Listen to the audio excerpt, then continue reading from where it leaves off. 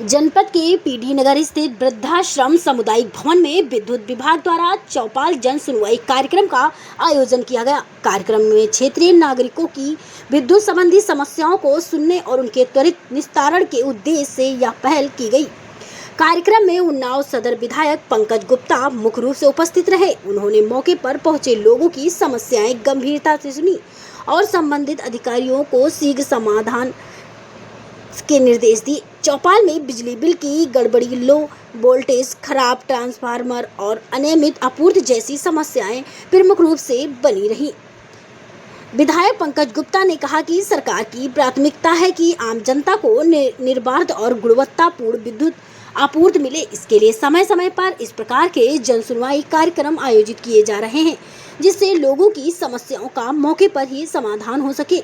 इस दौरान विद्युत विभाग के अधिकारी और कर्मचारी भी मौजूद रहे, जिन्होंने शिकायतों को दर्ज करने उनके शीघ्र निस्तारण का आश्वासन दिया। कार्यक्रम में बड़ी संख्या में स्थानीय लोग शामिल हुए और अपनी समस्याएं रखी।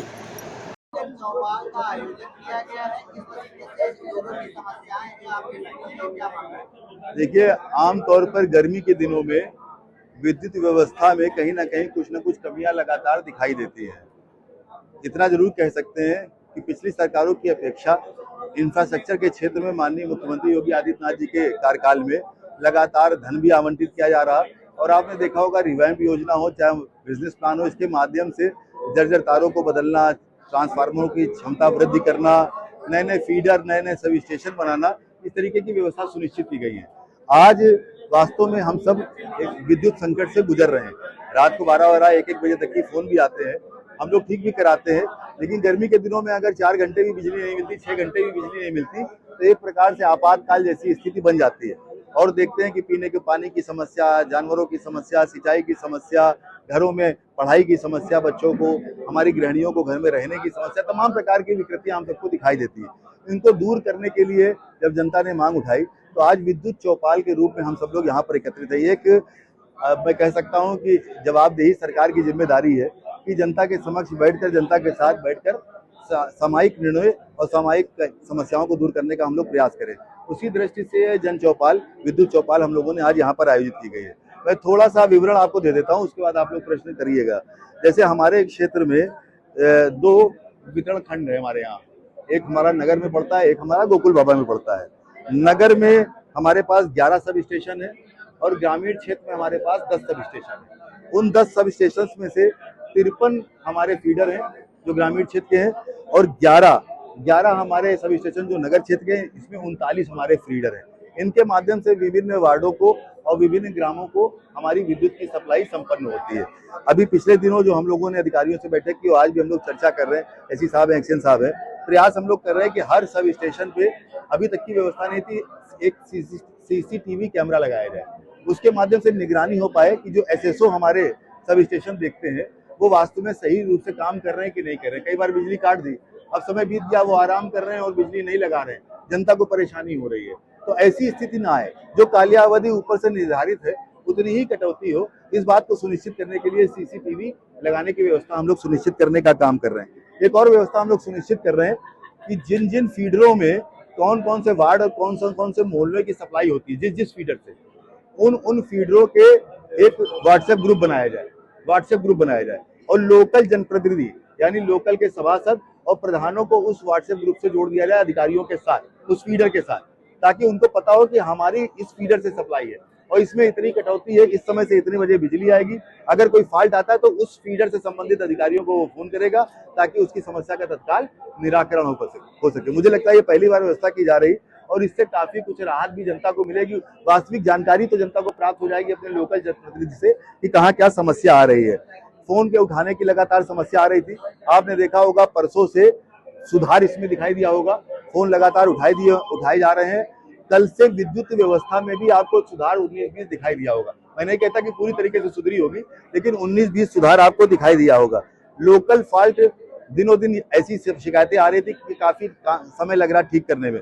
हमारी अधिकारियों से वार्ता हुई है, पर्याप्त व्यवस्था में हमारे कर्मचारी हैं, लाइनमैन हैं, जरूरत पड़ने पर अन्य जगहों से भी लाइनमैन बुलाकर इन फॉल्टों को हम लोग ठीक कराएंगे और प्रयास करेंगे कि जहां से भी शिकायत आए तत्काल वहां पर हम अपना अटेंशन पे करें, तत्काल उन लाइनों को ठीक कराने का काम हम लोग तत्काल शुरू कर सकें। तो ऐसी व्यवस्था भी हम लोग शुरू करेंगे। ट्रांसफार्मर बैंक की भी हमने बात की थी कि कई बार ट्रांसफार्मर फूक जाता है, कई कई दिन नहीं बदलता, ऐसी शिकायत आती है। ट्रांसफार्मरों के बाद बात हुई हमारी एससी साहब से भी, अपने अन्य अधिकारियों से भी। पर्याप्त मात्रा में ट्रांसफार्मर है और हम उनका बैंक भी बना रहे हैं। उन्नाव में उनके ठीक करने की भी व्यवस्था है, तो ट्रांसफार्मरों की कमी नहीं आने देंगे।